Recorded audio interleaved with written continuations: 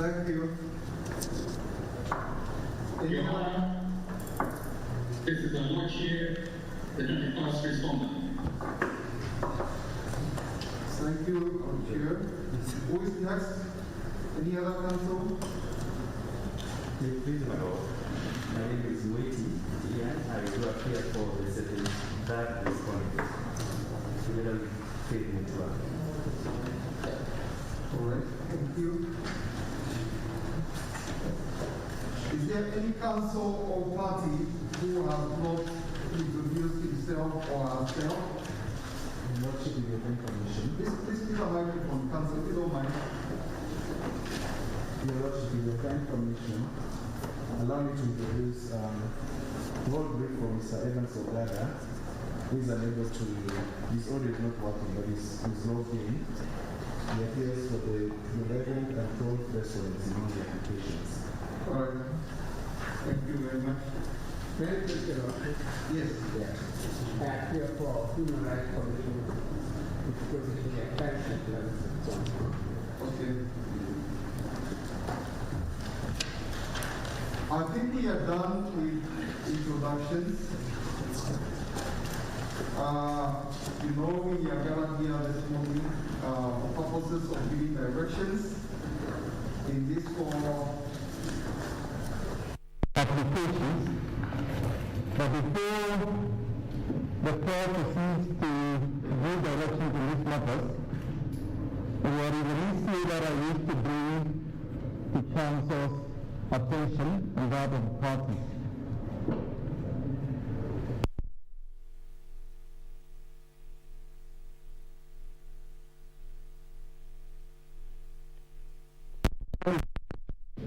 Of the judiciary to advise him and the Judicial Service Commission on the response to the proposals in the Building Bridges Initiative, the BBI, regarding the judiciary. Two judges of this court, the Honorable Lady Justice Anna Okwengu and the Honorable Mr. Justice Katorima Ntuinoti, were members of that committee. On the advice of the committee, the Chief Justice and the Judicial Service Commission recommended that the structure and functions of the Ombudsman as proposed in the BBI report and the Constitution of Kenya Amendment Bill be abandoned and instead the Judiciary Ombudsman be appointed by the Judicial Service Commission. The purpose of making this disclosure is to notify you and all the parties accordingly, so that if any party is uncomfortable with the participation of the two judges in these proceedings for the aforesaid reason, may so indicate at this early stage before the bench that will ultimately hear the appeals is constituted. I hope that issue is clear.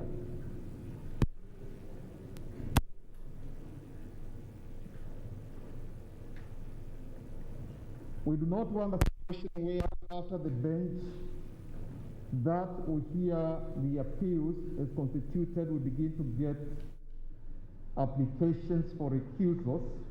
We rather, if there is any, be raised at the earliest opportunity so that I am duly informed before I proceed to constitute that bench. And you must also know that we are very few in the court currently. Some judges are on official leave, and we are not that many that are available to hear these appeals as and when the dates are set. So senior counsel and council president and parties, I hope I have been understood, and If there is any objection, it will be raised at the earliest opportunity, even now. But if not, we'll proceed now to deal with the other issues that brought us here, that is to give directions.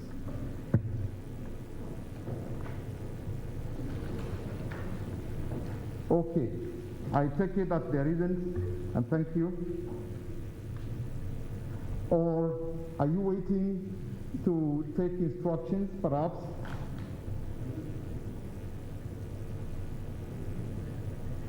I have senior counsel who are very quiet. They are not telling me yes or no. I look for our part, the electoral commission, on my own behalf and that of my learned colleague. Yes. We have no objection. Thank you, senior counsel. We want to make that a record. At an appropriate time, we will be making the argument that that is how the matter in the court will go. Thank you. On behalf of the Attorney General and the Solicitor General who is with me here, we should submit that we have no objection whatsoever. And we shall equally raise the issue with an understanding. Senior Counsel, please have it. Thank you, senior counsel. On our part, ladies, we have no objection. In any event, they were doing that and we know the Thank you, senior counsel. My Lord and ladies, on behalf of the Building Bridges Initiative Secretariat, the Honorable Raila Mondo-Dinga, we have no objection.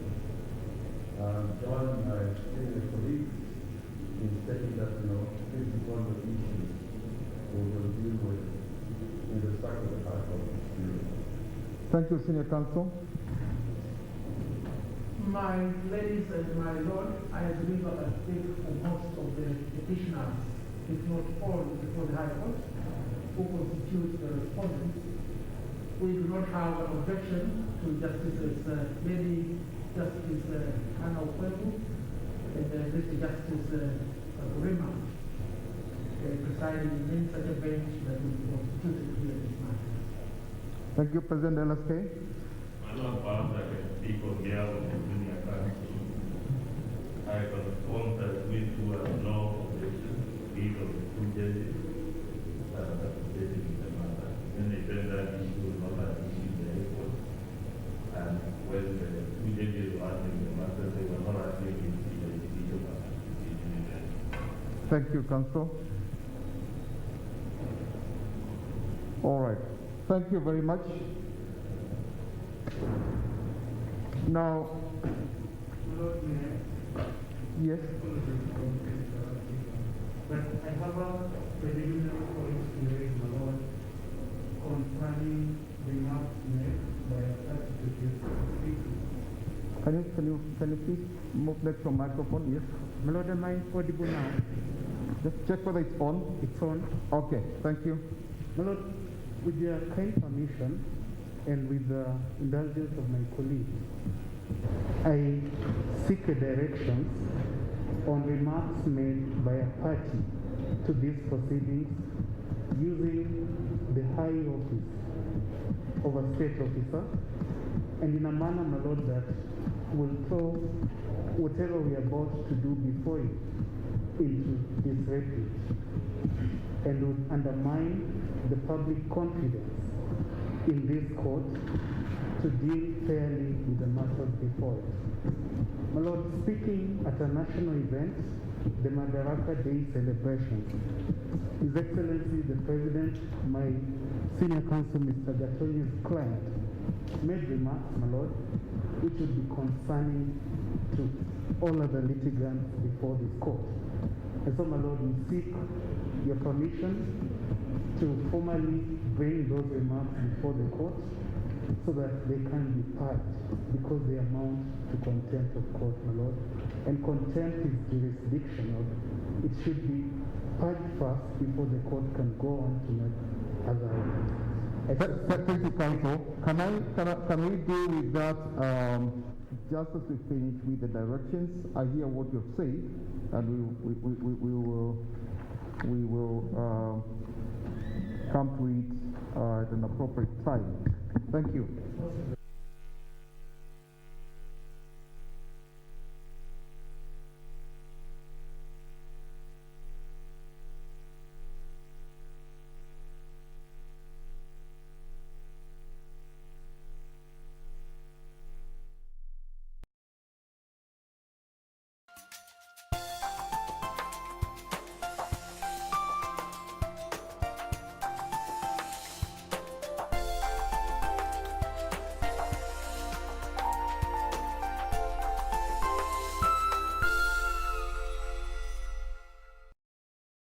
Tonight on KBC Channel 1. We got the Congo long just like the Amazon. Split big like a cylinder, man on beat like God. That's my word. Time for me do it now. I hope you heard, girl. I found true love and it feels like freedom. Oh my life. I'll give you all you want. Don't even have to ask. What will you give me in return? Give you all my love, my love, my love, my love, my love. Give you. I feel like I'm failing in what I was put on this earth to do. I want to make a difference, like you did. You never underestimate the power of grace. Listen, Donald, I'm sick about the man's family. I was called to minister to people. That's what Mac's doing in my life, Deborah. Showing me what my heart really is. So you thought you just answer me this, Sam. What is there to believe in, man? I know we in this together, Mac. You do, so we think that you're good. I promise to pray for you every day, ask your forgiveness, grant you the same, and be your friend always. That is the grace card.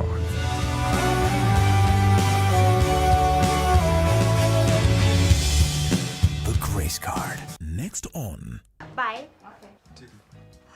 What is it, Eric? Is that Tiff? At least find out who Glenn is working with. Nitamsaka alafu nitakushow. Kama unataka uzuri, usichukue pesa ya huyo mama.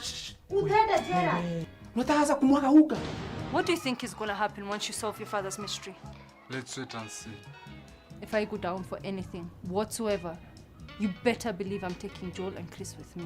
I can't take this anymore. I'm done. Cheki, mimi naona tuishie. Wewe zidi. So this is your game plan? Next on. Ndai pesa ngapi? Mamli 10. Sijauliza mamli ngapi, ngauliza pesa ngapi. Lakini sasa ngoja niwaambie kitu. Wahenga wanasemaje? Asifuzwa na wazazi wake, ufuzwa na dunia. Ndio hivyo. Ndio mambo mnayoyaona jamaa. Anakula kama mchwa. Sanduku? Sanduku lenyewe li wapi?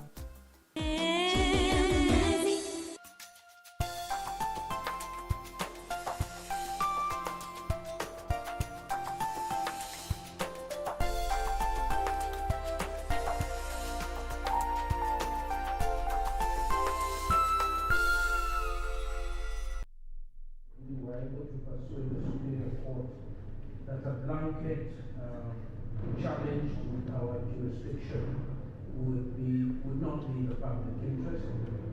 Subject to that kind of order being obtained from your court, my lords, we would be very happy to go directly to the and we agree with my lords that it would be double work to hear the applications and then hear the appeal. And for us, time is of the essence. The electoral calendar is sticky. And every day is expensive for us because we need to procure materials, we need to recruit staff, and so on and so forth. So that is what we need. Thank you, Senior Counsel. Excuse me, please. And there are a number of Senior Counsel, yes, ma'am. what interim orders do you have in mind? Because you just talked of some interim orders.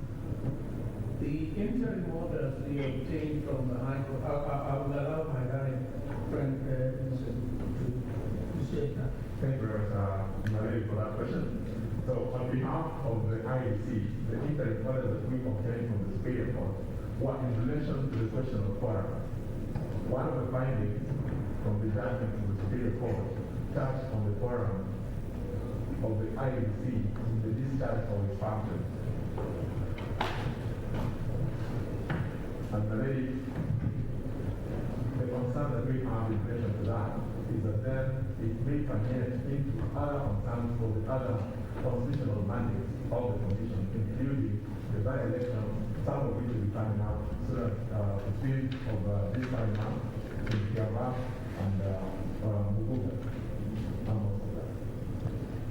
So you're, in other words, talking about interim orders that will allow the IBC in the interim period to continue discharging its statutory and administrative functions. Yes, all right. Can we have views from other council regarding whether to hear the applications or the appeals? No, we are in 161 and 153, and the appeal, and indeed the appeal by the respondents in the Superior Court are all in fact. And in the normal practice of this court, unless there is a compelling reason, once the appeal is filed, it is normally inclined to grant an order to maintain the status quo so that neither party is prejudice pending then. But the order that comments itself at our party that we proceed with this appeal against the country's waiting for the determination of the way forward. And unless this appeal is determined, I do think that the whole process going towards the next election is frozen. And therefore, we would be agreeable to agreeing for a quick timetable to proceed and have the appeal hard and coming. And in our estimation, I was thinking that 4 days, 2 equally divided on each side would be sufficient to dispose of that matter. Sorry, 4 days for both sides. For both sides. Okay. Okay, and while you are on your feet, on the basis of what you're saying, although we will come to the issue of time, let's first of all, it's okay. We will deal with the issue of how much time you will require to do your preparations. I'll request you to either address the court now or later on after we've heard the views of other councils. I think it's better to hear the views of the other council. I've been given an invitation. That's fine. That's fine. Thank you. Please, my lord. Yes. We share the same view, my lord, that all the appellants have filed their appeals. Yes. And then those appeals being ready for hearing, it would save a lot of judicial time if we could abandon the application and move on to the hearing of the substantive appeals as soon as possible. And generally among council, my lord, disagreed that we would cooperate with the court to expedite the hearing of the appeals. Thank you. Ladies, time is really of the essence, and I agree with my colleagues who have spoken before me. The only point that I wish the court to make a little clearer before we can make a decision whether to abandon or to do the application, to compromise the application, is what kind of timeline if the court would indicate when the appeal is likely to be had, that would make it easier for us to make that decision. Thank you, Senior Counsel. And we can give that indication right away. Depending on the amount of time you require to put in your respective submissions and replies, if say, for example, the appellants were to say they need the next 7 days or 10 days, the respondents to put in their replies 7 days thereafter, As soon as that time is spent, on the 16th, 17th day or immediately thereafter, the court would be in a position to set aside the 4 days that has been suggested, for example, or if you say 3, or if you say 5, that is the indication that we are giving as a court, right? So that even though the court diary is very full, but the applications and the having been certified as urgent, and I believe the appeals are also equally urgent, we may have to put aside other matters to fast track this appeal. I don't know whether that is clear. Senior counsel. I think a lot of comfort to the Lord, so I think we should go ahead and do it rather than taking time on the Thank you. Just to add on what the Honorable President has said, it is not that we are favoring this proceeding. It is something we have done in the past, because each case depends on its own circumstances. We are in control of the diary. Depending on the peculiar circumstances in each case, we are able to reorganize ourselves and readjust and move forward. Right. Thank you, my sister. Is there any other view, or the rest of the council in the room, you are satisfied with what the senior counsel who have addressed the court have said? You know, my ladies and my lord, our clients, especially the respondents, may say, you guys never said anything in court. I believe for the respondents. Can you please pass on microphone to the President of the State? My ladies and my lord, I believe most, if not all, the respondents are of the same view proposed by the court and acceded to by the senior counsel, that we hear the appeals instead of the applications, unless there is anybody in the contrary view. Thank you, Mr. Avi. Yes?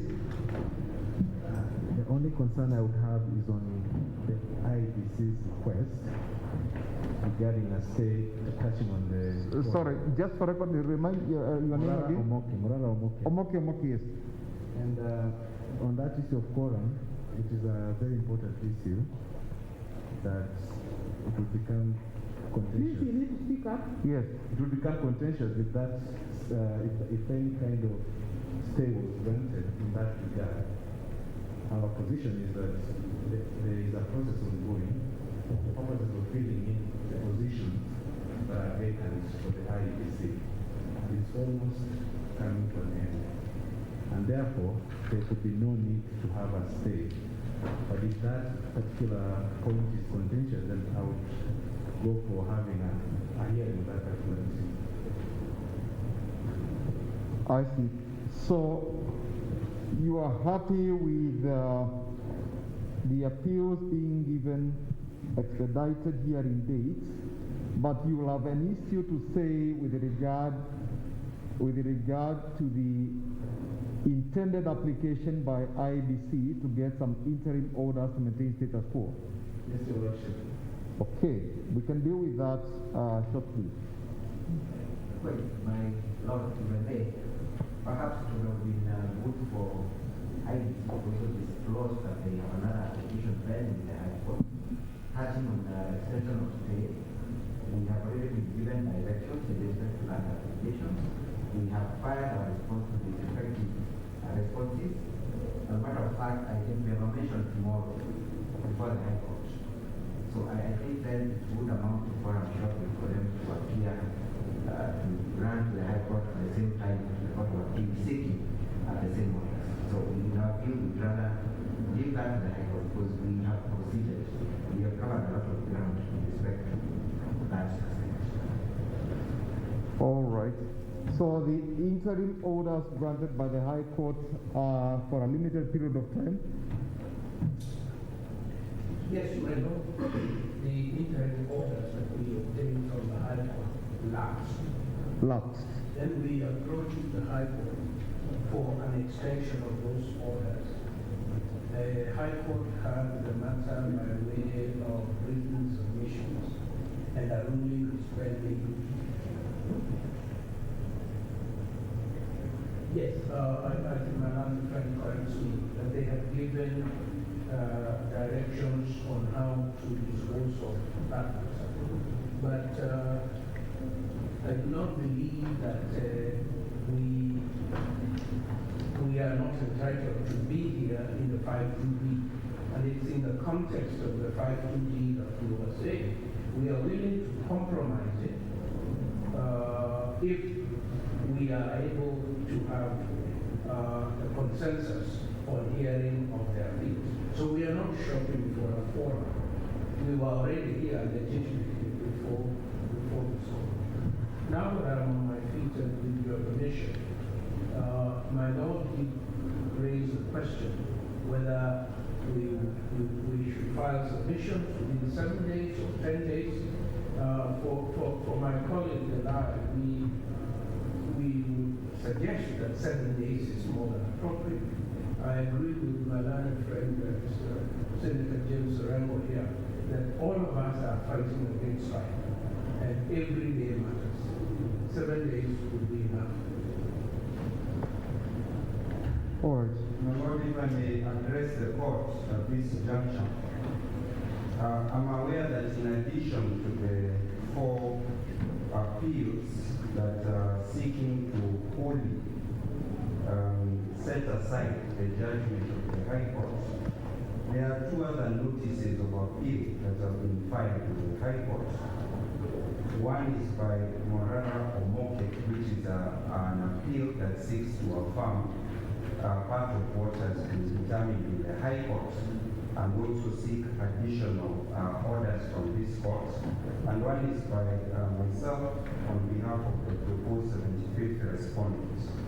These 2 partial appeals, part of the judgment, have not yet been converted into records of appeal. And under the rules of this court, Rule 74 and 77, those appellants were entitled to file their appeals. And so I'll be requesting the court to give directions. One, to possibly consolidate the existing 4 appeals and to give clear directions as to the new numbering of the parties, so that the appeals are dealt with as one matter. This is in accordance with a long-standing practice of this court, and it will then allow all the parties who are supporting or opposing the judgment of the High Court to be heard jointly in one proceeding. And number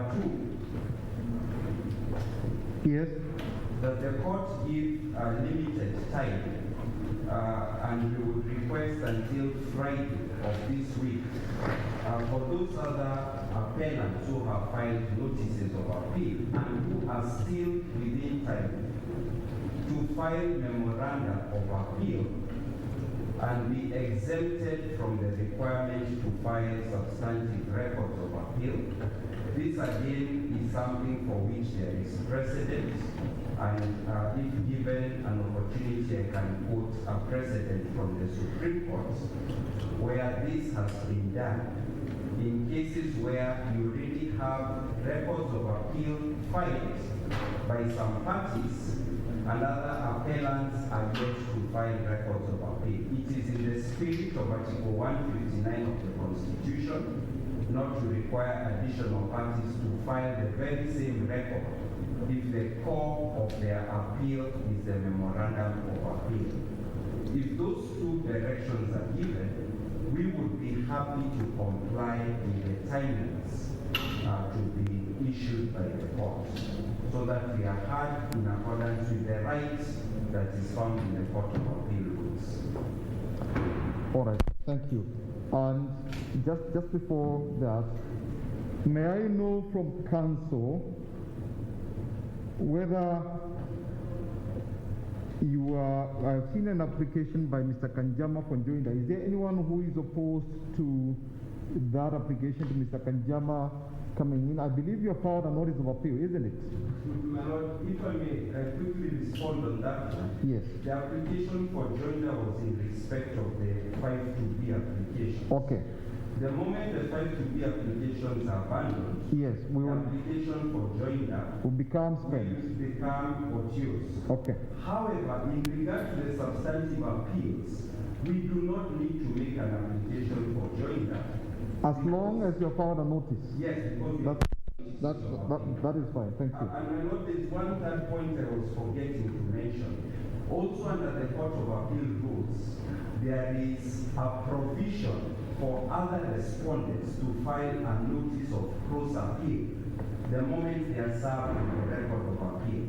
So that indeed some of the other respondents here may still want to cross appeal. And I'll be requesting that as we file a memorandum of appeal, any respondents who would like to file notices of cross appeal be given the same time, so that all the, we could call them basic pleadings in the Court of Appeal are on record before the submissions are granted, filed. All right. Thank you very much. Lastly, I saw Dr. Kiankolu. Yes, my Lord, on behalf of Moraro Mokle, we are taking the court permits us so that we are not seen to be slowing the process when everyone else wanted to move fast. We are happy to treat, if you allow us to treat our notice of appeal and the notice of cross appeal, so that then there will be no need for us to refile the same voluminous documents that have already been filed. Record of appeal. So in that file, they go in the court. Please come again to treat what? The notice of appeal already filed, and the notice of cross appeal, so that when we go to the main appeal, the issues would have wanted to be addressed as partial appeal can be addressed by that notice of cross appeal. Of course, we are able to file a notice of cross appeal. Only that I think will be increasing the paperwork again, but for no really good cause. I think it's a matter where we can be as flexible and as accommodating as the circumstances require. Now, before my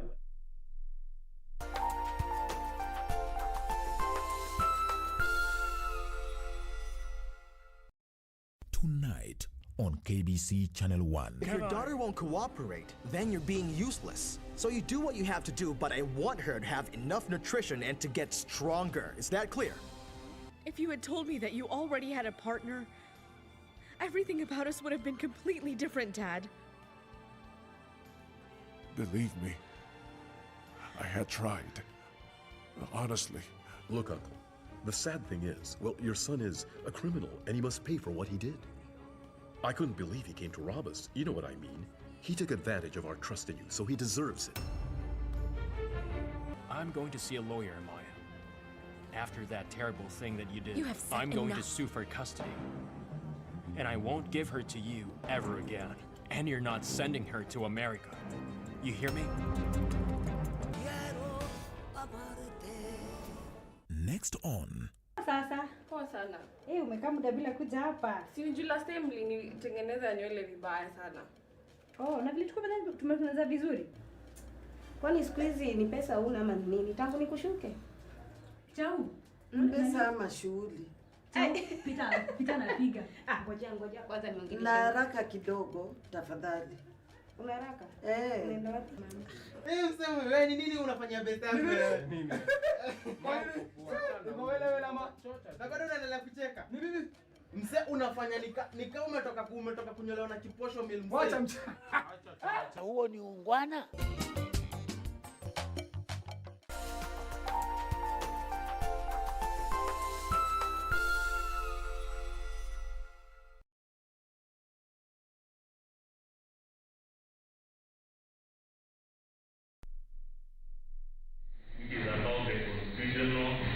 Constitution of Kenya Amendment Bill of 2020. So that what is not understood as authorizing the IBC to start preparations for the so-called referendum and whatnot and whatnot. It can be an order allowing them to do all other things except anything that relates to the controversy before this court. Thank you, my lord. Thank you. And before you say, now, Dr. Sangor, you are saying the court can treat your notices of appeal as cross appeal. If alternatively we can allow to file a notice of cross appeal. Yeah, because a notice is just a notice of appeal. Yes, it doesn't raise the issues that you intended to agitate on appeal. So I think putting in a cross appeal will be the ideal position. Okay. And we should be able to do that within any time given by the court, even if it's as early as tomorrow. Okay. Maybe just for clarification, have the proceedings in the lower court been prepared so that you are ready to prepare the the record of appeal? I think that is important as we work on the timelines. My lady, if I may just take one moment to perhaps make a comment in relation to that concern. On behalf of the IBC, my lady, we have actually filed the complete record, and I believe all the parties have filed the record of appeal. All right. Thank you. My Lord, with your permission, there is a concern, and perhaps this will give us a proper compromise in relation to the orders that the IBC is seeking. When the judgment of the Superior Court was delivered, we made an oral application. We expressed the same concerns that we expressed before you. And the court then exercised its authority to give us the orders in those terms that my learned friend Sangolo is talking about, so that the orders were limited to questions around, all the other functions other than anything touching on the referendum. Correct. Yes, and just the other question that perhaps would be important to mention, the application that we filed before the Superior Court was purely for extension of the orders. And what we did, my Lord, is we were then just bringing to the attention of the Superior Court the fact that the appeal that we filed and the application beneath the fact to be had been certified urgent, and that the court had been properly seized of the matter. But given the manner in which this court then proceeds, it was not possible to approach the court for any interim orders, which were then lapsing. They were just given for 14 days, and those 14 days were, I think, lapsing on Thursday of last week. So it was purely for the extension. If we were to say then we go to that court, then it will put us in a situation where every other time we would then keep extending those orders. I think what would be, in my view, decent to do is if we could stick with the proposal that has been given by my learned friend, that we have an order that will permit the IEBC to continue the discharge of its other functions, not touching on the referendum. As we hear the appeal, we would be happy to work with that compromise. All right. Thank you. Yes. It's quite clear that the court is handling this matter with a sense of urgency. And that's the way things should be done. But I would argue that if you make the legislature to avoid giving in the favor, let us see what the favor does. Let us proceed to the certified decision of the main appeal panel. Even in respect of the IBC continue with the administrative and statutory functions other than matters relating to the live issues in court? Yeah, my view is that my expectation is that they are avoid getting in the state. But let us handle the matter with a sense of urgency and proceed in the main appeal so that they are hard as possible. My Lord, the proposal made by Dr. Camilo would not be justified, as this was not part of what was litigated by the parties in the lower court. The ability of IBC to conduct ordinary, routine administrative work was never litigated in the lower court. All right, thank you. I want us to... I agree. Yes, Senior Counsel? Yes. The entire matter is very sensitive to everybody, but I use that say very sensitive to the entire nation. Senior counsel, you need to raise your voice. Yeah, I don't know. Can you be given a microphone? Oh, yes. The entire matter, because I use this word, is very sensitive to the entire nation. And it's proper that the court is not misunderstood in any way by granting it. Let us just proceed and to have the appeals disposed of. And I believe that we can do so before the end of the month. But senior counsel, without making any determination,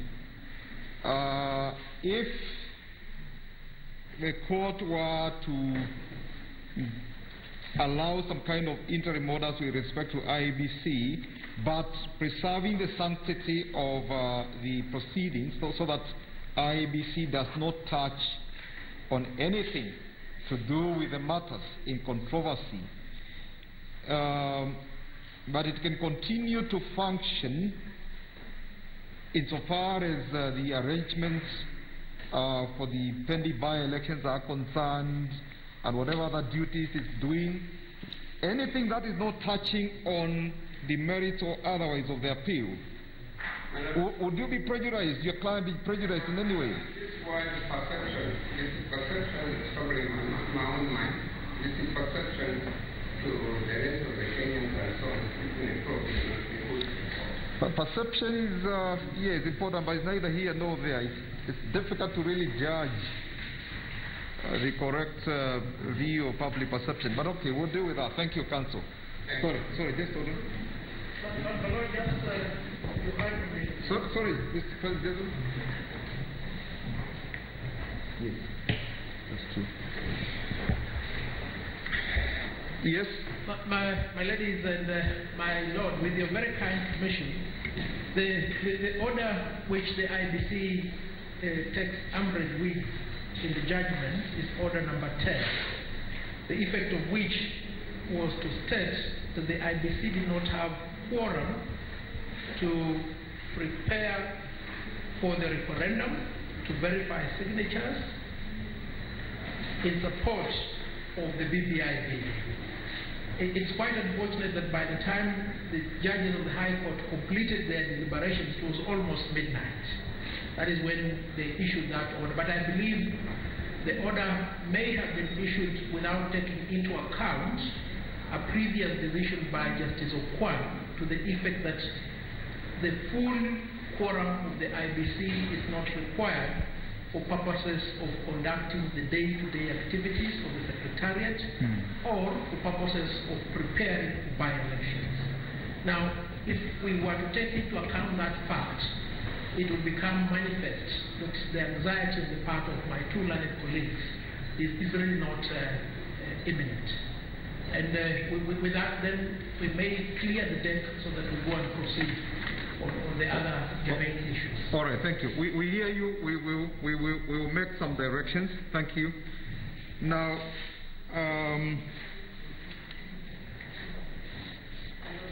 Mr. Dudley, yes? Sorry? May I speak on the question of timing? Yes, actually I was coming to that, but thank you.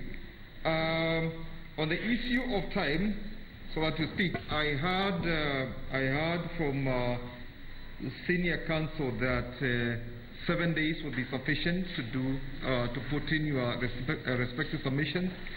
If that is for the appellants, and taking 7 days also for the respondents, would there be a need for a limited period like 2 days to make a response to that? Yes. 2 days or 3 days? 2 days. So 7, then 7 and 2. 3. 7, 7, 3. Okay? 7, 7, 3. That's about 14 plus 3, 17 days. Okay? That is okay. The next, yeah. The question of timing. My colleagues and the court, I think, are a little bit too optimistic, my lord. Yes. Well, we've been served with 3,000 pages by the Attorney General, and my good friend Mr. Coleman has also served another 3,000 pages. Mr. Gumbo as well. Those are about 90,000 pages, my lord. and we are entitled to file court appeal and ground of affirmation. So that time we should first of all set aside, and we're requesting for some 21 days. This is a 321-page judgment law, and it's one of the most significant issues that this court is ever seen. So we can expedite it, yes, but let us not push it at reckless speed, which does injustice instead of doing justice to the man. So what's your suggestion, counsel? For 21 days for the respondent to look at the appeal and raise cross appeal and also seek to affirm the judgment. Then parties can have maybe another 21 days for each side to file submission so that we just do justice to the man. What is your thoughts? Thank you. And on the issue of Mr. Kanjab, which is still hanging out, Rule 75 is why anyone can file a notice of appeal, but it does not grant direct access to a matter. Because we need to know what stake Mr. Ajama needs to raise in the matter. And so we request the court to direct him to make a formal application, so that even if we consent to it, we know what we are. All right. Now, before you sit down, counsel, don't you think 21 days would be too long a time? Even in the presidential election petition, we hardly have that kind of time being granted. I am sure from the date this judgment was delivered, even before you were served with the record of appeal, you were interacting with the issues, and therefore you were able to work within a shorter period of time. Perhaps 10, but 21 seems inordinately too long. What could we do with 14? Half the people that we ordinarily have in system, instead of the 30 that they want to give us. Mr. Mwangi, then Mr. Dr. Tiangol. My Lord, even in the High Court, that is when we were primarily developing the argument, the timeline that was given was 14 days. It is only us who are allowed extra time because our response to the petitions spread across all the petitions. But all the parties had to do 14 days, and that was in the primary argument. As your Lordship has said, everybody has interacted with these documents. There may be many, but nobody is seeing them for the first time. And we are not bringing any primary new arguments before your Lordships. So 7 days, and I think we would be the ones who would be more worried about the timeline, because it is us who's presenting the case. And we are saying that we do not think we'll be introducing anything much new, we'll just be renewing the arguments that were there in the High Court. So 7 days is perfect for it. Maybe the appellants, you have already done what you needed to do, like filing the appeals, and you have already prepared everything. Could it be that the respondents require just a little bit more time to look at the papers that you have filed, like 10 days or 14 days? I take it that, for example, senior counsel, have you already filed your appeal? My Lord, we have filed our appeal. Yes. And it has to be remembered that this was a record of the High Court in which all parties participated, and they had all the documents. And the appeals are the same record for each of the appeals, so they are not separate records for each of the appeals, thereby making 9,000 pages. So indeed what you will be doing is just to prepare the submissions? Yes, all we are doing is preparing for submission on a case where each party participated in the High Court and had access to all documents which have been filed with them. All right. Dr. Diankolo? So if we begin from that, my Lord, then we proceed on the basis that in presidential elections, which are participating, we are given 14 days to prepare the petition and have the case heard and determined. And parties are able to do it. When I did a presidential election, I had 12,000 pages, 9,000 of which were rejected. All right, thank you. Dr. Diankolo? My Lord, I think the issue that is not coming out clearly is the issue of fairness and evenness. This judgment being appealed was issued on the 13th May. The respondents took up to only 2 days ago to manage to assemble their records of appeal and serve them. We have already had about 17, 18 days. So as we speak, they are hesitant because it is them who are minded to appeal, and therefore it is them who have the incentive. Up to that point, the appeal was being filed. So it is not worth too much to suggest that if only for purposes of evenness. If then, with all the interest they have had in seeing this DPA go through, have taken about 20 days to file this appeal, they have had a head start of 20 days. So when we ask for 21 days, it may sound initially like we just want to wind down the clock. But it's actually a matter of giving every party a fair, not necessarily a very generous, but a fair opportunity to examine all those documents and be able to make a reasoned position on their appeal.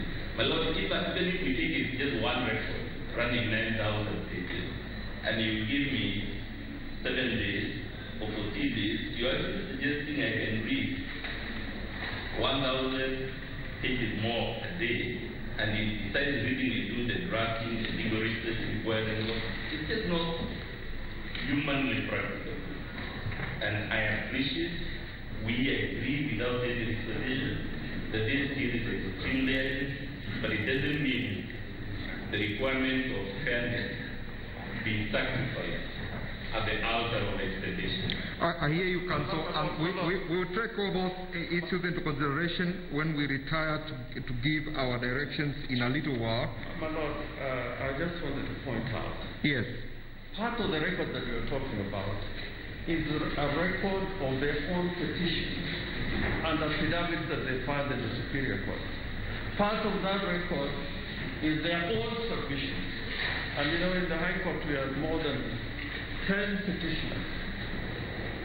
Part of that record are their own submissions that they filed in the High Court. Part of that record are the authorities which they submitted to the High Court. So this emphasis on the length of the record is record which primarily was generated by the respondents.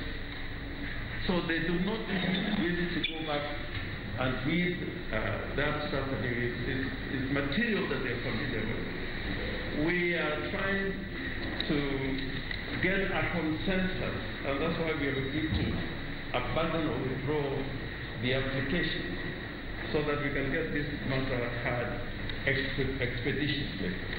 So, my Lord, I would plead that instead of going back and forth, that you give your directions. And even for us, filing of the appeal was delayed, not really, or not delayed, but it was filed when it was filed, because we were waiting for the document and the decree.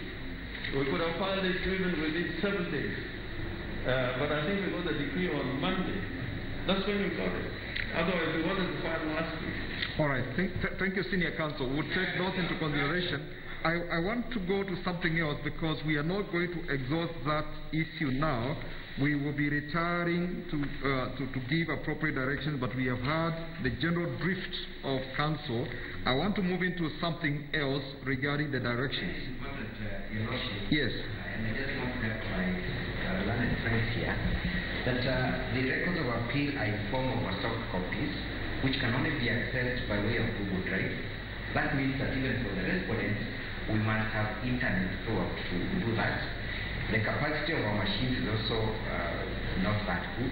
So then if the appellant can be directed to some hard copies to us, because that makes it work easy for us to even peruse through the records of appeal and try to find out whether they are complete and whether we need to put in any supplemental records of appeal. So I would ask them to supply us with hard copies. Their clients are well endowed in terms of resources, thanks to taxpayers' money. So we can have that so that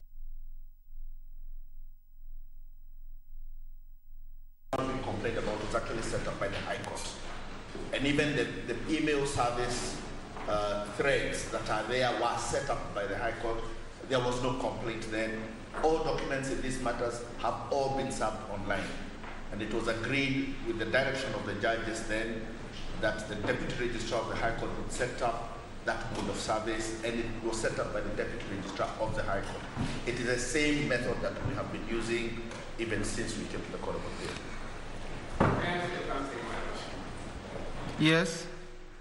I would like to emphasize a word that Madam Friend is going to refer to, spend. Spend. Fair. Fairness. Yes. Madam, we have to be fair to the parties. I support holding Madam Friend, Mrs. Darcy, and support Madam Friend, Mr. Mugabe. Speaking on behalf of the Human Rights Commission, for the Sharia, we have to be fair to the parties. Some matters have just come in this month. They don't know what the whole month is all about. So to suggest 14 days or 10 days, it will not be doing fair. I would suggest to your Lordship, very certainly, that 21 days would be very fair, so that everyone takes the picture. Otherwise, if we try to hurry up the whole thing, we may find that some people will be living in the courtroom feeling that they have not received a fair treatment. Let us be fair. 21 days is not too much. And the paperwork, from what I've seen, are believing us. 21 days is fair. Thank you, Senior Counsel. Mr. Kanjama, we will certainly consider all those views regarding time. There was an issue that was raised relating to the intended appeal that we have filed a notice of appeal, and I wanted to address the court very briefly on that issue. Because, my Lord, what is happening is that under the rules of this court, there are 14 days after the judgment is issued to file a notice of intended appeal. That period expired on 27th of May. On 27th of May, there were 2 other notices of appeal that have not yet been converted into memoranda of appeal. Under the rules of this court, there's also 7 days after filing a notice of appeal to serve the other parties. That period expires tomorrow, on 3rd of June. Even though on behalf of the 75th proposed respondent, we have already served our notice of appeal. So the parties are deemed to know what it is we intend to appeal against. And that means that we have time from the time we served the notice of appeal to prepare our records of appeal. Under the rules of this court, we have 60 days. But we are saying in order to expedite the process, if those appellants who've already filed records of appeal can serve us, who have not been served, and we can be exempted under Article 159 from having to prepare our own records of appeal, so that we only file memoranda of appeal. Mr. Kanjama, we heard you on that, and it's recorded, and so I think... So the last thing I wanted to say, my Lord, is that also under the rules of this court, when one receives a record of appeal, one is given time to peruse it, so that if there are incomplete sections, there are documents missing, you can file a supplementary record of appeal. So we think that in the timelines that the court provides, it should give the respondents as well an opportunity to confirm whether the records of appeal are complete and to file any supplementary record before the submissions can be filed. That is all. Thank you very much. Thank you very much. We will give appropriate directions, and thank you for all the views that you have expressed on the issue. Now, on the length of the submissions that you are going to file, I want us to agree on that. Ordinarily, we say 12 pages, but I realize that is very limited for this kind of matter. can we limit it to 20, 25 pages? Reasonable submissions. And then we cover that with the amount of time that we are going to allow each council to address the court, to highlight the submissions if highlighting is deemed to be necessary, knowing that the amount of time that we are going to agree upon, if it's 20 minutes, if it's 30 minutes, even if you are a party is represented by 3 council or 2 council, you share the time amongst yourselves or between yourselves.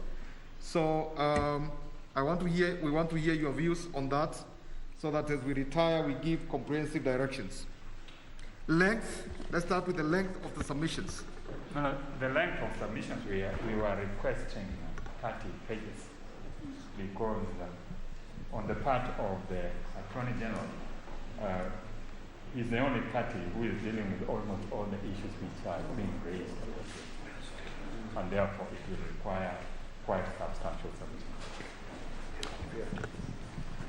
On our part, my Lord, we require 20 to 25 pages.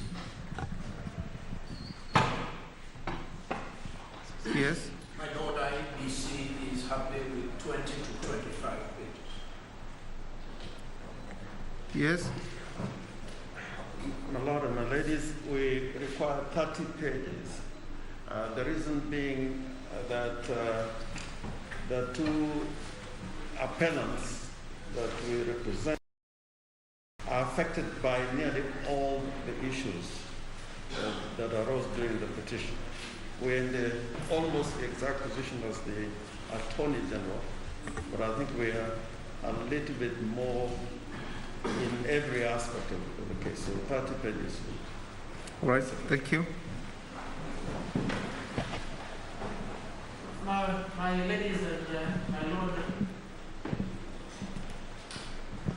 I think an average of 30 will do. All right, thank you. Most of the respondents, unless there is thank you. emergency. The only slight addition, my lord, is that as the respondents will be responding to 4 appeals, raising different issues, some of issues of course are shared, and therefore we may require maybe slightly more than the pages that each of the appellants would require. I will pray for that before the pages. Sorry? I will pray for that before the pages. Okay. On our part, my Lord, 30 pages will suffice for submissions. I also intend to make a small application to be allowed to adduce further evidence under Rule 29 of the Code of Appeal rules to introduce the joint report of the National Assembly and Senate. But it is key to our petition, because one of the issues that the court will be asked to look at is whether we had a legal framework to conduct debates and referendum in the country. That report captures most of the sentiments. The reason why we were not able to produce that during the hearing in the High Court was that by the time we were hearing the petitions, the process at the National Assembly was still ongoing, and judgment was delivered after that report had been produced. So I do not think there will be any objections. So it will be to introduce the what? The report? Yes, the report by the Joint Committee of National Assembly and Senate. And the answer themselves. It is key to our petition and the appeal as well. Okay. Thank you. That's all as far as time is concerned. We have had the range. We will give appropriate direction. And the issue of time, the time that we are going to allocate for making any necessary oral highlights. Senior Counsel, Mr. Roy? I had suggested 4 days, each side to have 2 days. And yes, but I want us to cap it in terms of minutes. We cannot have just 4 open days. We want to agree in substance so that even as you prepare your submissions and looking at the authorities, we all have an idea that you will require so much time. We can limit you. We will have this timer adjusted accordingly. I do think that one, on the respondent side, there are so many respondents, and I think allocating time will be a problem, as we have 4 parties, and I do think 3 hours per not. Sorry? 3 hours for the appellant. Yeah. For the appellants, all of them? No, each of the appellants. For submissions that have already been filed and exchanged? I think the issues being dealt with here are very interesting principles. It will help the court for the appellants to clarify their submissions. I don't think they will be that understandable merely in writing.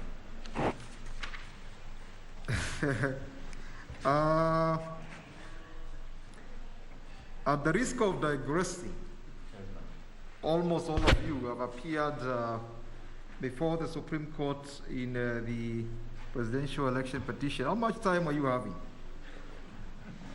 When I appeared, I was given 3 hours. Yes, the same for us. 3 hours. 3 hours. And how many were you in total as counsel? Was it every counsel 3 hours, or it is only the ones who are playing very critical, rather representing the petitioners and the respondents? No, it goes like this, when you're in the Supreme Court in a presidential petition, you get about 3 hours. And if you want another member of your team to address the court, you share that. So I believe Madam Fendi is suggesting strongly that each party gets 3 hours. If a party wants 2-3 advocates to talk, then that can be shared between the sides. You know, thank you, I hear you, but you know, we have an average of 12 advocates or so. Can I say something? 12 times 3 hours. You see how much time we're talking about? And then there's a replies and so on.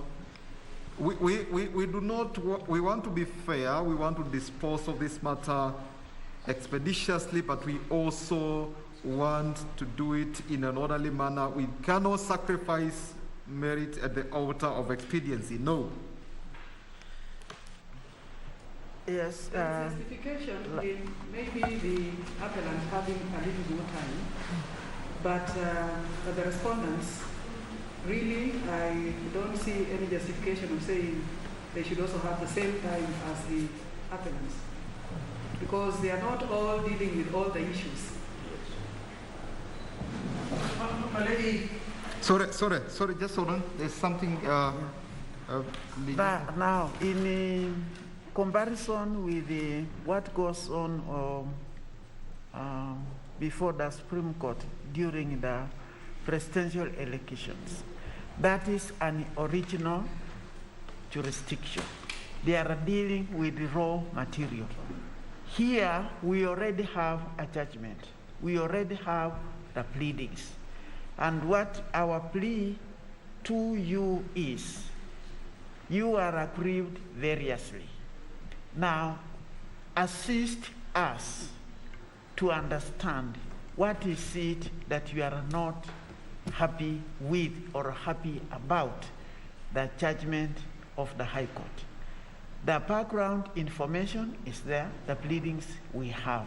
If you can direct the major strength or focus on the core issues for us to understand, where did the High Court go wrong? Where did it injure you?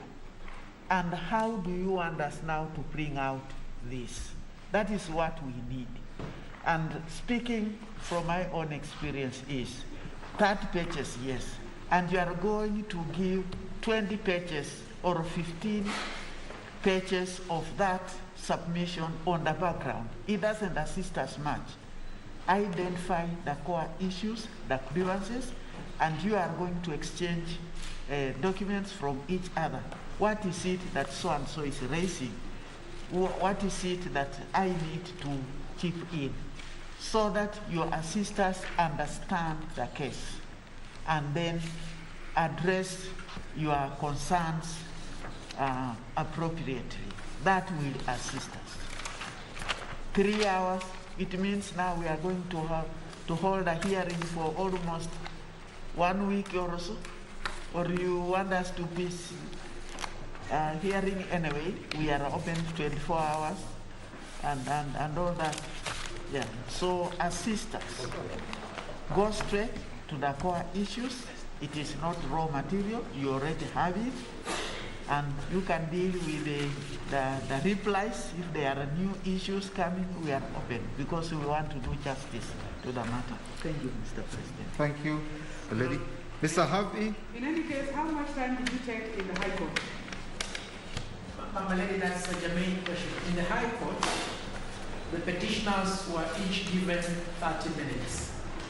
The respondents, because we were responding to many petitions, were given more. I think they were given an hour. Now, in this case, as the respondents will be responding to a total of 4 appeals, it therefore makes more sense. It will be consolidated into one. So it will be... Then still it will be issue-based. And my request is this. The respondents be given slightly more time than their appellants. Which you suggest to be? My suggestion was this. If the appellants can each be given an hour, then the respondents be given an hour and 30 minutes.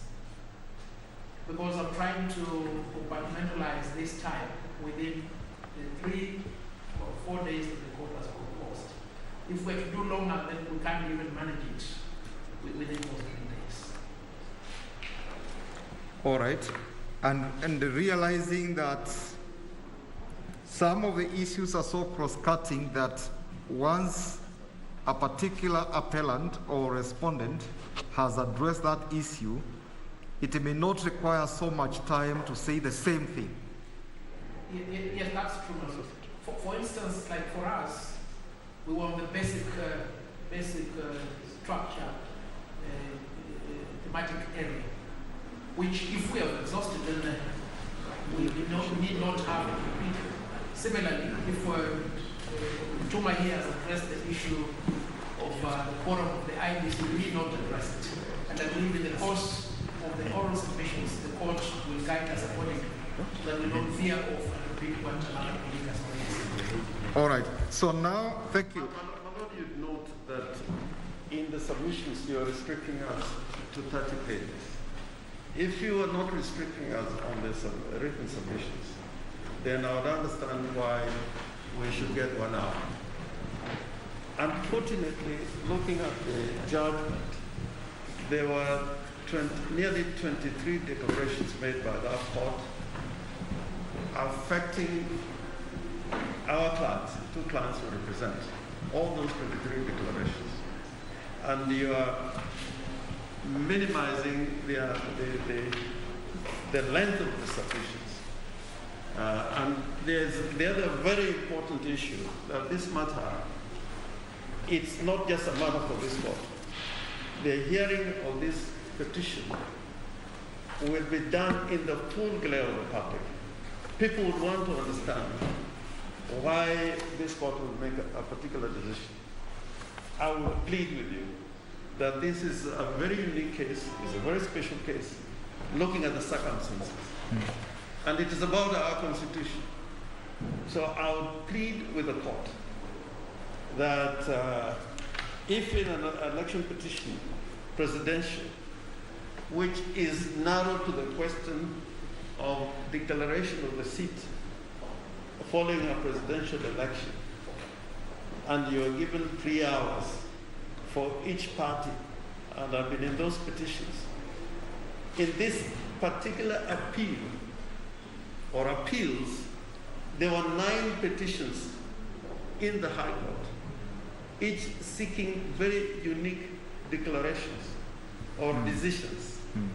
And I don't think on behalf of my client or clients that an hour with 30 pages submissions would suffice doing justice to this case. And the public would also want to understand. What would be your suggestion there for senior counsel? I would go by the original suggestion that was made by senior counsel, Mr. Oraro, that you give us 4 days.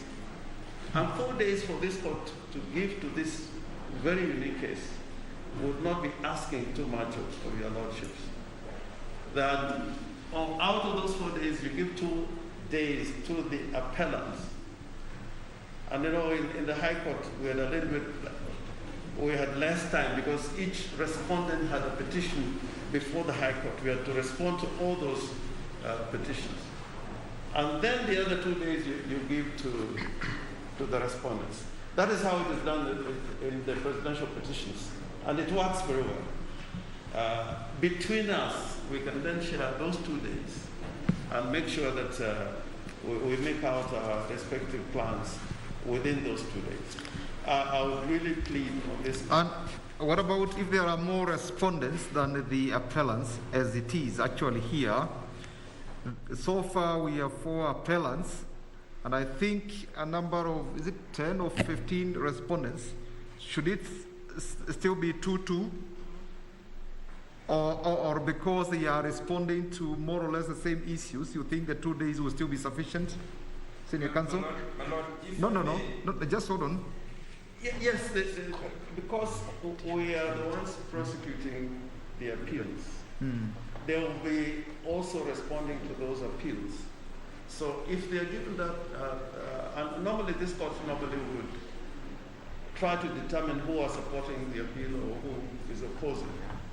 And you try to minimize their time if you're just opposing, and probably your participation in the High Court was just on one issue. There was a petitioner whose issue really was about the conduct of the president in respect of Chapter 6. It was basically one issue. And I think to that extent, we can be able to organize ourselves. For example, amongst the appellants, the IBC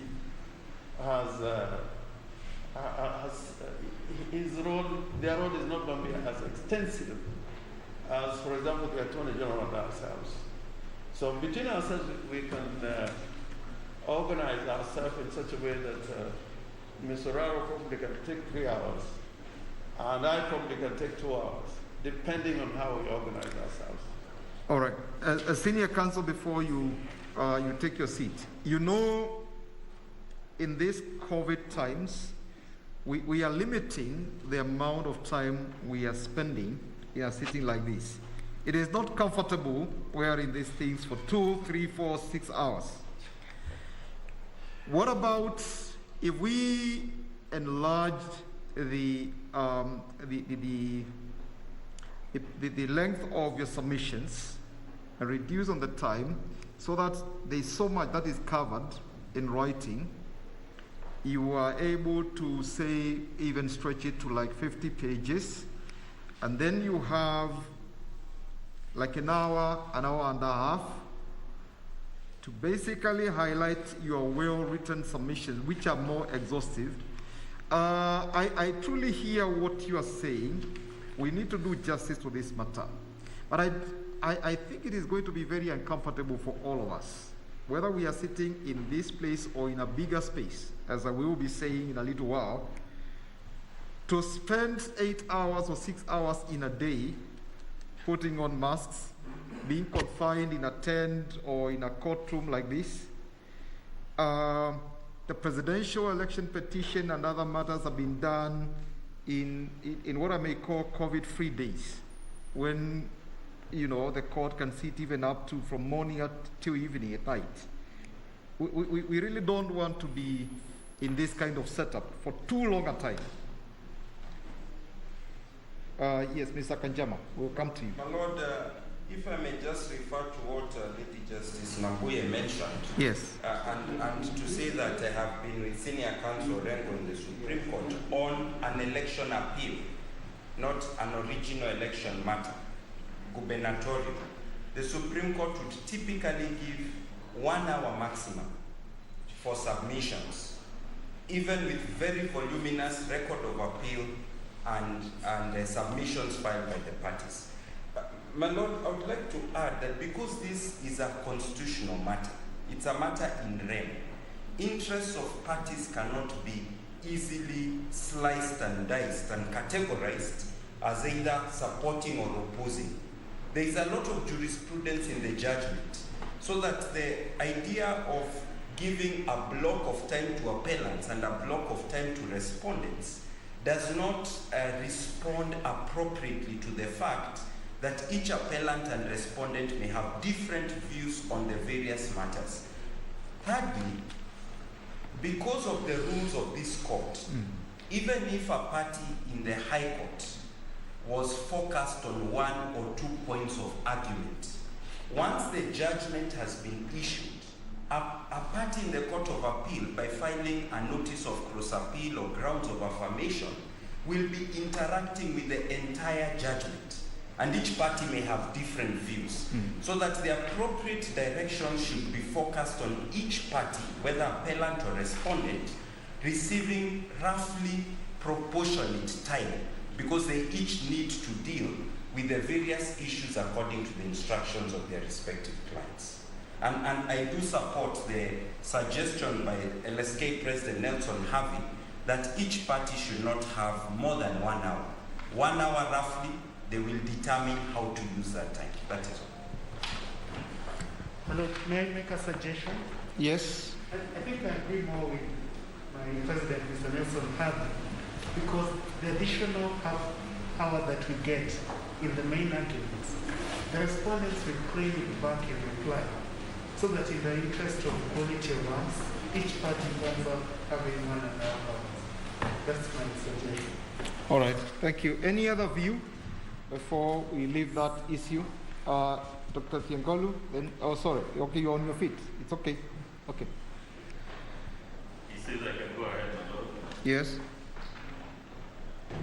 My Lord, while still on the issue of time, I think for me the considerations are as follows. Number one, this is arguably the most important litigation of our lifetimes. I've had comparisons with the presidential election petition, but if I had my senior Jimmy Orengo, this is about the Constitution of Kenya, and it's about the posterity of Kenya. So in my view, although there is a genuine case for limiting the time, we shouldn't box ourselves into a corner that says it is 1 hour, it is 2 hours, as though what is at stake is the time and not the future of Kenya.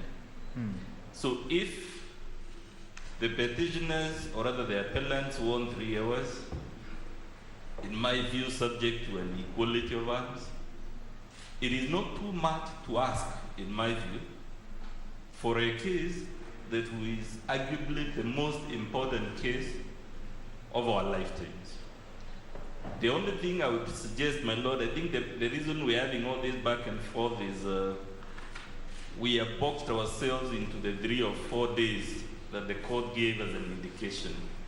And I would urge the court to consider, is it possible to have, say, the 3 or 4 days in 1 week for the appellants and 3 or 4 days in the next week for the respondents, and then a direction that says those 3 or 4 days, the appellants must go and conference amongst themselves and know how to share the time, and in the other week, the 3 or 4 days, the respondents will conference amongst themselves and communicate to the court how they plan to share that time. I know, of course, this court is very stretched in terms of its human resources, but then again, it must be recognized that this is arguably the most important case that will ever be argued in our courts in our lifetime.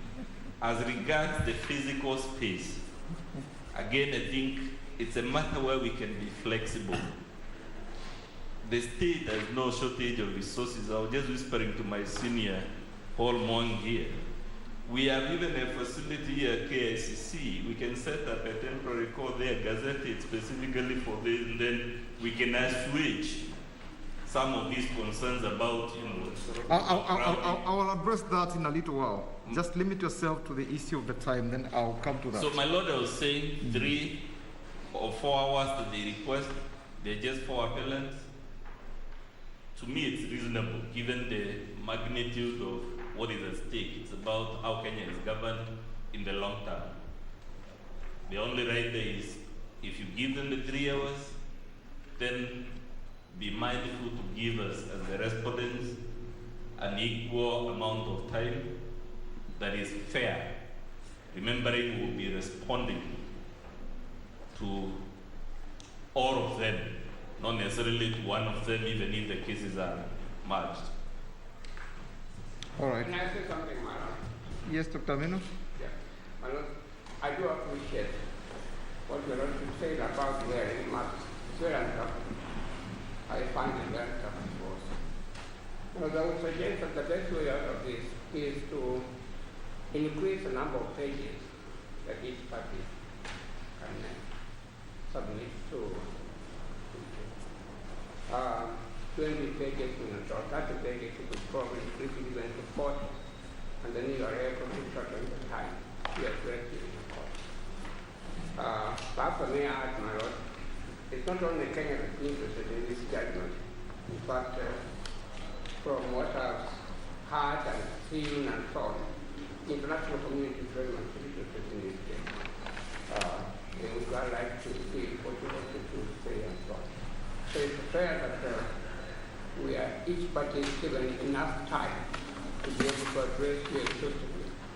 And the only way we can get out of this problem with the COVID around 13 all of us is to allow us to put in more pages, probably 40 pages or even 50 pages. And then we can shorten the number of hours or the number of things to address. All right, thank you very much. We are going to... With your kind permission. Yes. Yes, my name is Edgar Siega.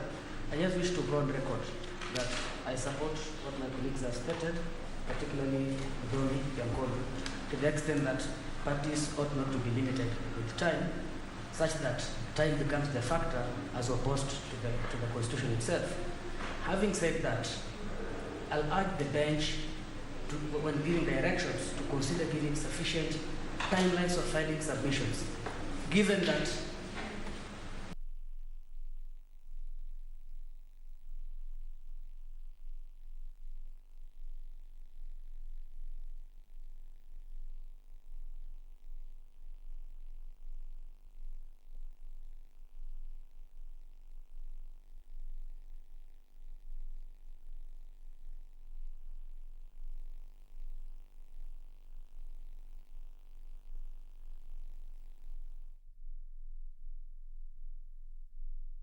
of this that would be very amorphous and not capable of control, so that we have equal opportunity.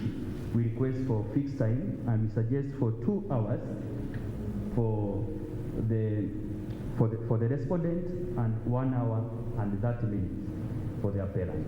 And then the 30 minutes can be compensated in response, perhaps.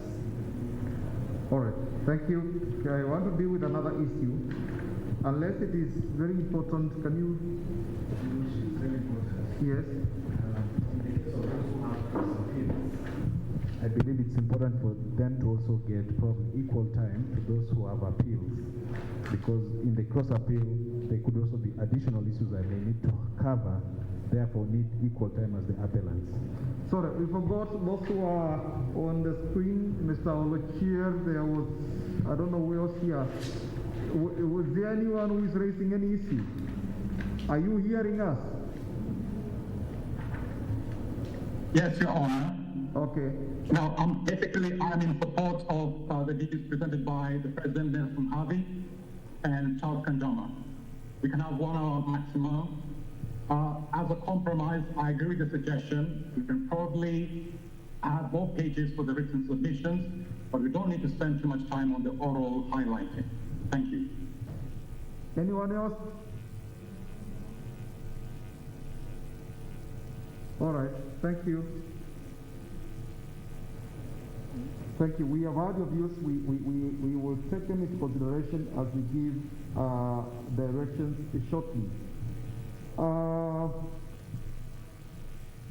Talking about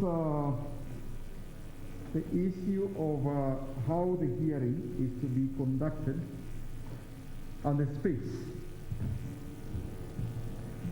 One, there will be a bench of 7 judges to hear the appeal. And so you can see that we cannot sit 7 of us here and keep the COVID-19 protocols. So we need a bigger space. And arrangements have been made to pitch a tent within the court premises outside the Chief Justice's gardens with the permission of the Chief Justice, so that if we agree that we are going to do this matter, in that way where there is physical appearance, there will be adequate space for counsel and for judges. But we can also agree that we conduct the hearing virtually. I know from the correspondence that I've seen from most of you, and we know there are challenges when it comes to virtual hearing. Connectivity, sometimes Wi-Fi may not be working. We are not able to hear one another well.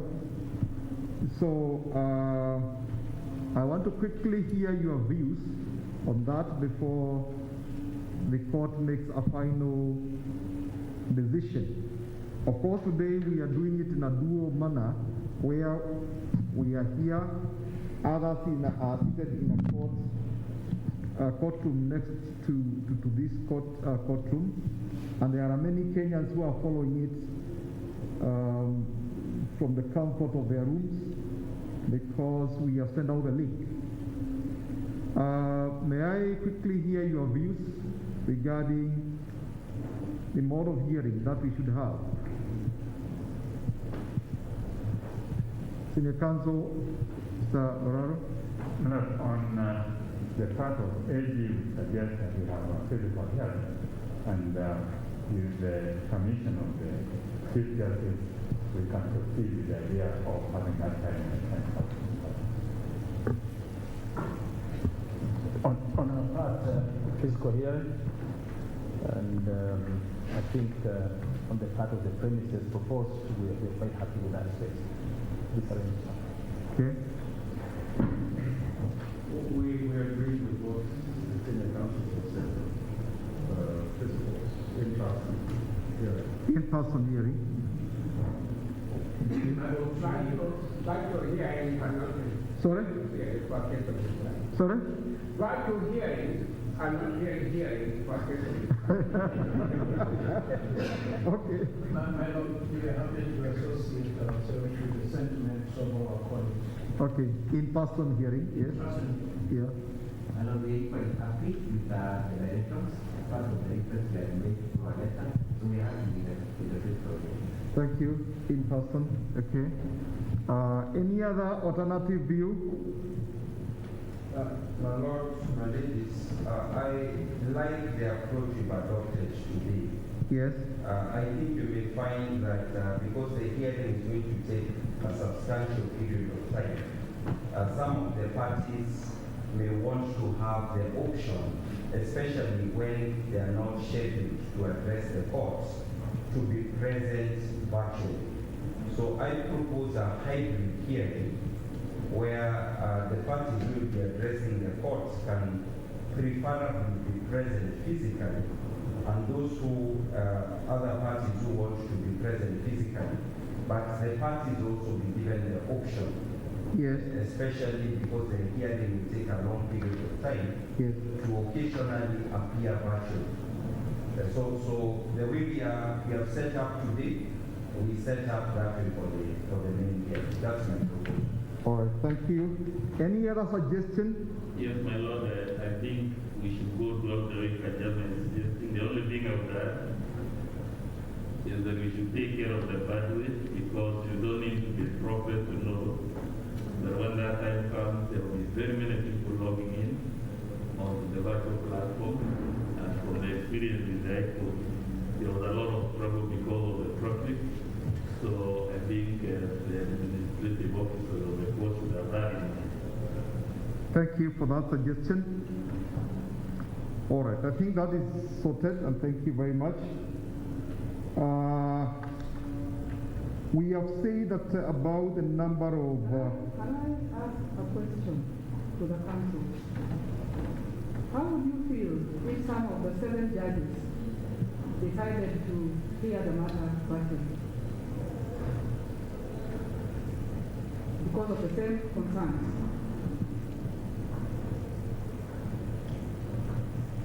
And maybe you mean that some of the judges will be sitting at home and others from... Yes. I think that we leave for the judges to determine on our part. I think we'll have no issue. The only problem I say is that as I have seen or experienced, there are always text for problems. Can you hear? Can you hear? And they waste more time. Whereas if we come from the call here, we can discuss of this All right. The only problem with that is when there's an issue, the judges will want to make a matter arise in the middle of the proceedings, and if any number of judges are not in person, it can get pretty complicated. You need to consult. But when you sit in person, it's easier even within the court for quick consultations among the judges. Thank you, Senior Counsel. Immediately out of order, there's a question of perception that may get out there if some of the judges are present physically and some of them are present virtually. Even the public interest in this matter, I would not be surprised if there's some citizens there who would think that the judges who are hearing virtually are not actually present and whatnot. I think it's a small sacrifice that we can make. In any event, I think how the court will arrange, the judges are in a fairly well isolated area from the rest of us. So I would suggest if it's possible, all the judges should be physically present, just because of the optics of administration of justice. All right. Mr. Sorry, just hold on. Just hold on. Yeah, so the hybrid arrangement is not going to be new. We have already touched base with it, and what we normally do in such a situation is that we have an in-house arrangement for consultation.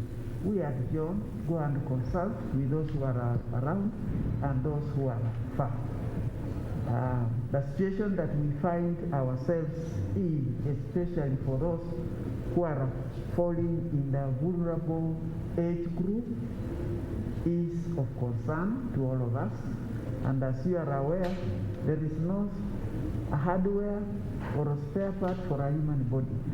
So we address the concerns of each and every person. We are open. Those who are willing to come and appear the way we have appeared, fine. And whoever will want and stay, I will stay. We use the same, the way we have been reaching out to some of the advocates who are appearing before us online. All right. Thank you very much, my sister. Sorry? My ladies and my daughter, I'm not very old, but my very few years in practice has taught me many things. Let's simulate the model that was used by the Judicial Service Commission when they were doing interviews there. And the fear that Dr. Mudombe Okulu is alluding to, it is not in the realm of conjecture. Assuming that a judge is appearing virtually from his or her house, how are we to know? I'm sorry to say, but I must say this, because we experienced this before the Judicial Service Commission whilst handling a matter for a judge.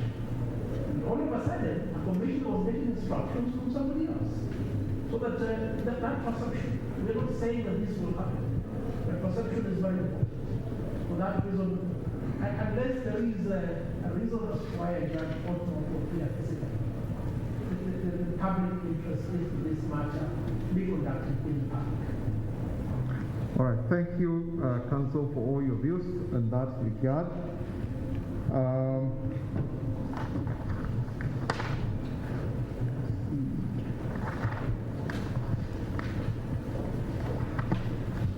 I want to move to another area, possible hearing dates, so that we give comprehensive directions, and by the time we leave here, we are not going to impose dates that are very difficult for council and parties.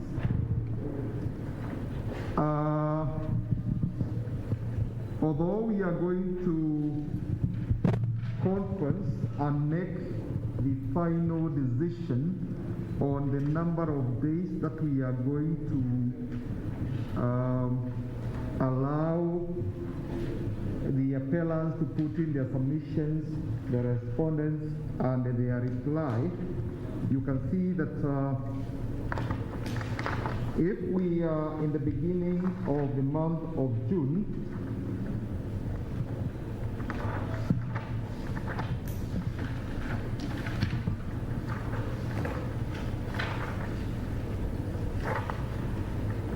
it will take us to the earliest we can begin the proceedings.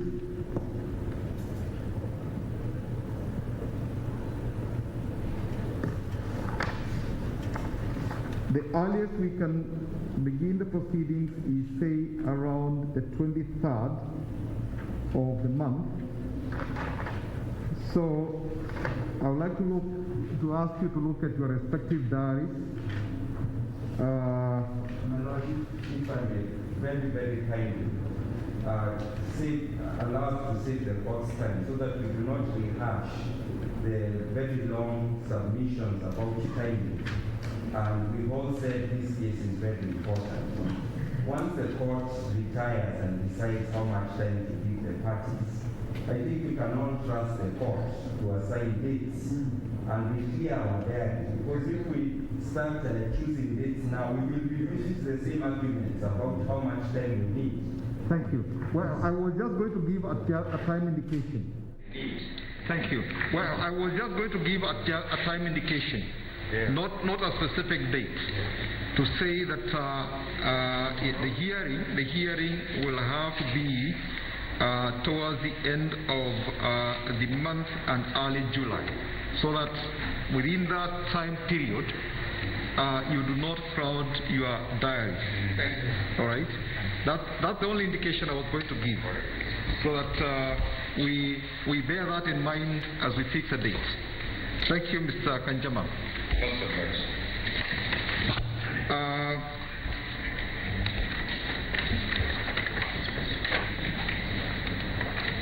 Lastly, there is an issue that was raised by Mr. Cheng Dudley. I don't want us to open this issue for much the discussion of the court to speak much on it. But I want us to conduct these proceedings with the dignity that is required. Let us be civil. Let us respect one another. Let us be balanced in our comments. Let us realize that we have an important judicial process that must be handled in a very sober manner, and let us not begin to,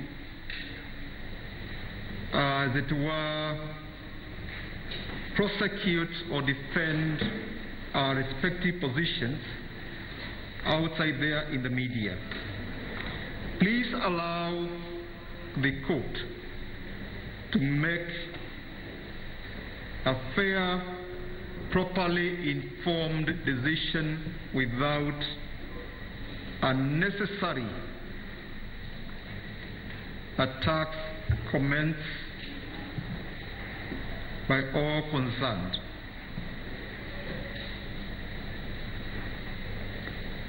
I think that's all I want to say for now. And I think we will just hold on for a little while.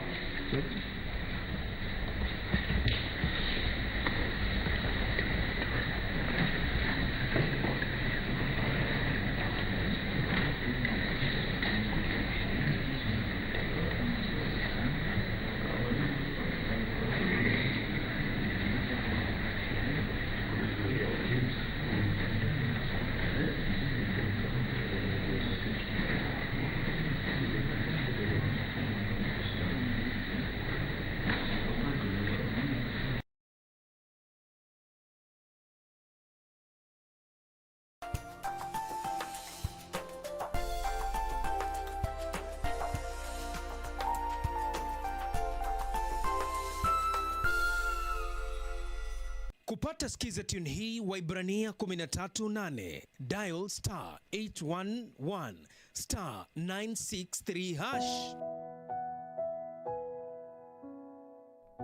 Yesu Kristo ni yule yule jana, leo na hata milele. Wahibrania 13:8.